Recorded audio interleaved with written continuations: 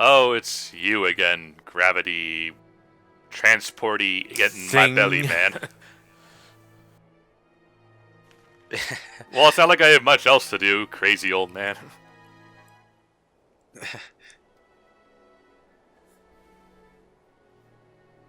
Time to get back the missing piece of the industrial district. Also, old man clearly let those out intentionally.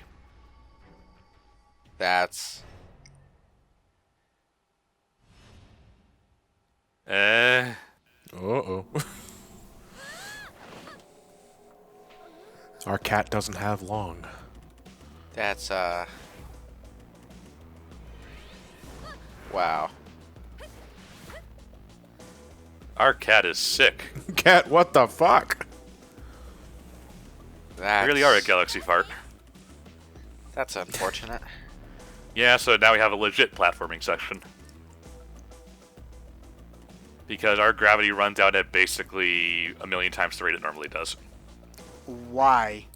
Because Dusty is sick. Dusty gives us the power, so the power is So now our gravity rush is basically a glorified double jump at this point. Kind of. You do have enough to gain height with it. If you bother to upgrade your refresh ability, you actually can continuously gain height very slowly, mind you, but you can.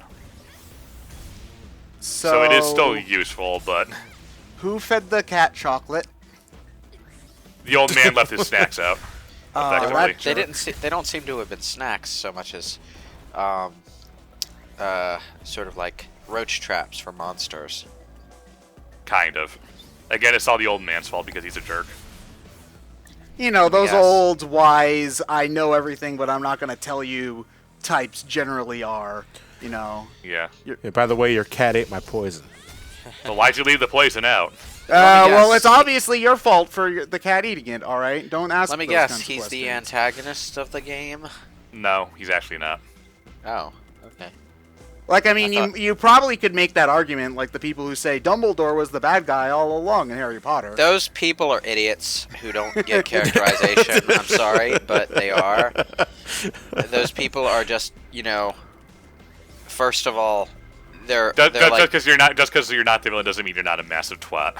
Oh, he was a massive twat. That's beyond question.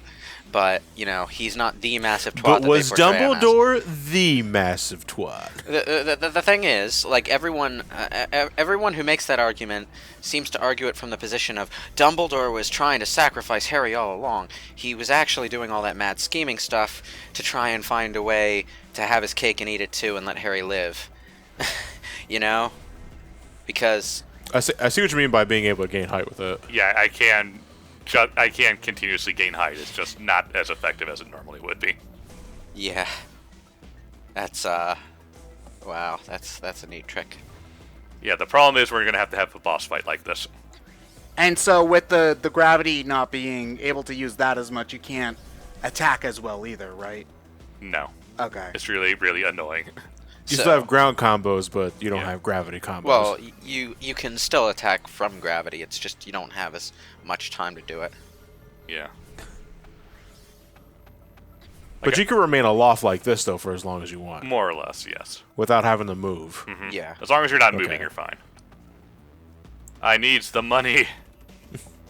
Okay, I'm sorry, Dusty. I know that you're sick, but Mama needs a new pair of shoes, so you're How am I have going to pay your vet bills? Do they have insurance in... I forget the name of this place? Hexaville. Hexaville? Sure. Man, No one seems to actively work in that world. Man, even in fantasy anti-gravity land, there's no public health care. Well, it has the whole French thing going on, so it probably does have healthcare. Yeah, but is it done by gravity doctors that, like, suck out your insides with weird gravity and then put them back in the The right hell's way? a gravity doctor? I don't know. Like, what the hell is a gravity kitten that makes you fly? All right, it could fit. I think probably, maybe, maybe it won't. Shut up. All right, I know things. I got a PhD in gravity, you know. That's just called being a physicist. Yeah, he's not wrong.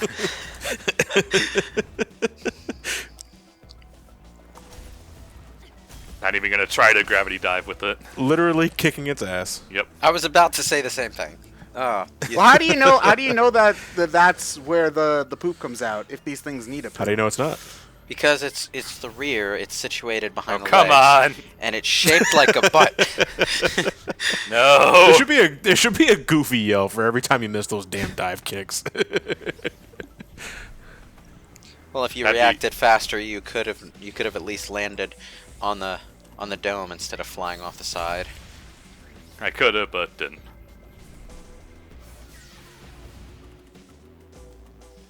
Yeah, this is easily my least favorite part of this game. Just because it's such Well, a it's pain. the part of the game where they take away your most defining attribute. Yeah, Well, not so much take away, but severely limit. yeah. Running around on giant fern gully mushrooms here. Yeah, it's like giving Mario a platformer challenge at 100 times gravity. Well, you see, Well, John. what's the fucking you point? say that, but the flood sections are everybody's favorite part of Sunshine. So Not mine. wait, The floodless sections. He that's said. what I meant. Yeah. Sorry. Yeah. The floodless sections are everybody's favorite part of Sunshine. Because they don't have you collecting bullshit. It doesn't. Whatever. Because it removes the one thing about that Defiant Sunshine does not make them a fair levels. Even then, you still don't have long jump. So I'm sorry. Inferior. I don't really see this as equivalent to that though, because well, you still have the gravity rush power. It's just limited. So Mario can do a long jump and then has to stop and. Yeah, Mario can't piss, to replicate flood, and then he says. Well, we do this kind of thing in platformers all the time. Actually, not necessarily in limiting jumps, but there are heavy gravity sections, there are upside down sections, there are water sections, there are like moon jumping sections. Yeah, Those- platformers you know. in general are kind of for We some mess around with the incentive. jumping People mechanics, expect so- people expect there to be more variety in that kind of game than your typical first-person shooter or RPG or other That's- action game. They change. You're expected to, or at least it's more common for gameplay styles to change. It's in more like platformers. it's more like it's more obvious when the style changes, because it's tied to like the simple fundamentals of what you're doing. Whereas when people say that first-person shooters don't have a lot of variety, you're just shooting stuff. It's more of a shallow surface level evaluation. There's tons of variety in the gameplay when it's designed well, anyway. And when the developers were actually focusing on the single player and not, just putting it there out of obligation so that they could have another multiplayer deathmatch mode that they can sell. Not even doing that anymore. Well, Yeah. I'm more saying that like you'll see in platformers like adding in a random stealth section or adding in a race car section or something like that. You don't, and like a complete genre shift. That's relatively common in a lot of platformers. You don't see that. You don't like suddenly see too many first-person shooters suddenly become an RPG. I'd say yeah, that was more common in the PlayStation 1, PlayStation 2 era, where they were like getting highly experimental and trying to figure out what worked. Because Crash Bandicoot did a lot of that stuff. Even Mario 64 kind of went off the rails a fair bit in terms of what you were doing. But nowadays, when you have a platform, it is pretty strongly focused on the platforming. Well, nowadays when you're having a platform, you're calling back to the shit that worked. Yeah, well, one of the things about those kind of games, you're shifting to completely different gameplay styles, and some people see that as variety. Other people see that as you're making me do things that I didn't buy this game for. So the design focus is now more on variety within the one focused gameplay style. But I like mech shooting. I was waiting for someone to say it. I didn't want to be Yeah, that guy. people gave Sonic Adventure and Sonic Adventure 2 crap for having different gameplay styles, but when you think about it, their only real sin was having different gameplay styles that weren't all that functional. Also Poor for child. thinking that Just- fishing was a good idea in a Sonic game. Because, that's still not. Yeah, no. yeah, it is. But have you ever done it with the fishing peripheral? I thought you said it That didn't won't work. help anything. I thought you. I don't know if it doesn't work. I don't know if it does work or not. The point I'm trying to make is that Sonic Adventure didn't really do much different from, say, Crash Bandicoot 3, except Crash 3 balanced it better, and made the gameplay styles work within the context of its gameplay to a better extent. But you still get that kind of effect where you're spending a significant amount of time doing stuff that you didn't really buy the game for. Well, I mean, and- Crash is riding a motorcycle on the cover of the box, so... Well, yeah, I know that, but I was actually alluding more to the fact that you spend a lot of time in a completely different gameplay style rather than the one that the series was built on. The thing there is, you're not spending huge consecutive chunks of time in that. So even if there's a huge chunk of the game, there's a sizable chunk of the game dedicated to that. I want to say like maybe a third. Well, not to mention, I think the reason why Crash Bandicoot was able to work better than most other platformers at the time is that no matter what you did in whatever vehicle or animal you rode, didn't change the fact that the gameplay was still rather the same. It was always about going down linear hallways, and breaking boxes. It kind of unified it that way too. But Yeah. my Except for point when is, you're riding a jet ski. Except when you're no, because here's the thing, Ted. Isn't that one... weren't you complaining about the one non-linear level? That's one, yeah. You're talking about Hot Cocoa. you're talking about Hot Cocoa and Crash. Yeah, but that's why that level sucks because it goes against that convention. And of aren't Crash the Bandicoot. the jet plane sections open too, basically? Like Those they're are so a box? ridiculously easy, though. There's like, what's the point? there are only two of them. Is the thing? There are only two of those. There's only two of them in the game, and they're not as large They as they Hot Cocoa. take only a few minutes unless you're bad at them.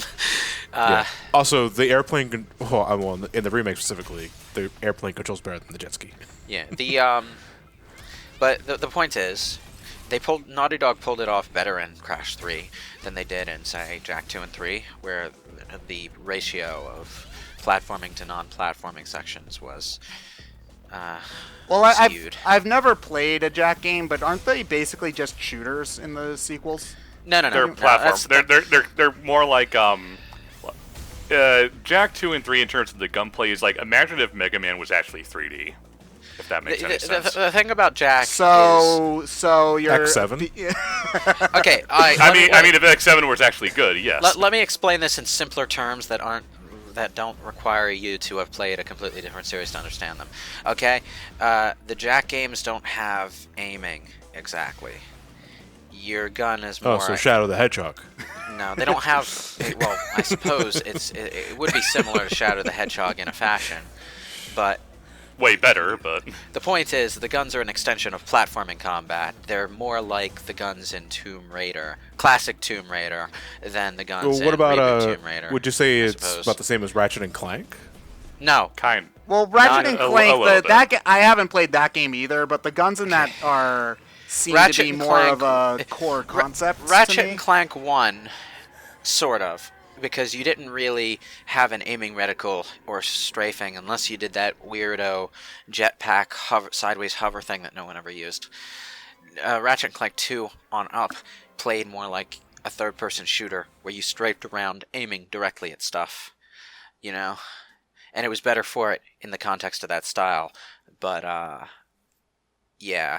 It's not an unfair comparison. I mean, Naughty Dog was clearly taking some influence from the developers next door when they made Jak 2, and they credited them in a way by having Ratchet and Clank targets show up in the shooting range. So we're gonna thank you guys for helping inspire our game by making you something that we kill in ours. We're Insomniac and Naughty Dog were friendly like that. Just not spending too much time on clarifying this, Naughty Dog was literally next door neighbors with the Ratchet and Clank development team, and I know. I'm just dicking around, but they shared technology. So I think Ratchet and Clank was made on the same engine. Oh wow, I actually didn't know it went that far though. So that's Yeah. kind of neat, actually. Okay.